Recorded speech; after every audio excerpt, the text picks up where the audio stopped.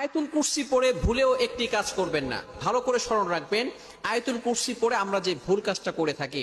আয়াতুল কুরসি হচ্ছে পবিত্র কোরআনুল কারীমের ভিতরে সর্বশ্রেষ্ঠ আয়াত হচ্ছে আয়াতুল কুরসি।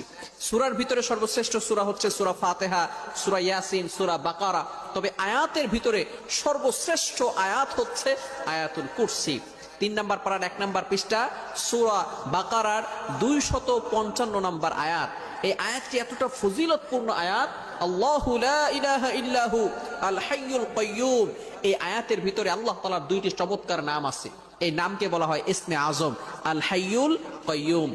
আল হাইয়ুল কাইয়্যুম যদি কারো দোয়া কবুল না হয়, আপনি যদি ইয়া হাইয়ু ইয়া কাইয়্যুম আল্লাহ তাআলার এই 2টি নাম চমৎকার ইসমে আজম 2টি নাম পড়ে 3 বার পড়ে যদি আপনি দোয়া করেন, আল্লাহ তাআলা আপনার দোয়া কবুল করে নেবেন। যেহেতু এই আয়াতের ভিতরে আল্লাহ তাআলার 2টি ইসমে আজম নাম রয়েছে, এই নামের কারণে আল্লাহ পাক রব্বুল আলামিন এই আয়াতের মর্যাদা আরো বাড়িয়ে দিয়েছেন। সুতরাং যদি জিন আপনাকে আসর করে, এই আয়াতুল কুরসি পড়লে জিন আপনাকে কোনো ক্ষতি করতে পারবে না। হাদিসের ভিতরে যেটা আসছে, আমরা যে ভুল কাজটা করি সেটা হচ্ছে আয়াতুল কুরসি পড়েই আমরা বুকে ফু দিয়ে থাকি। আমরা বুকে ফু দিব না, এই ভুলটা আমরা কখনো করব না।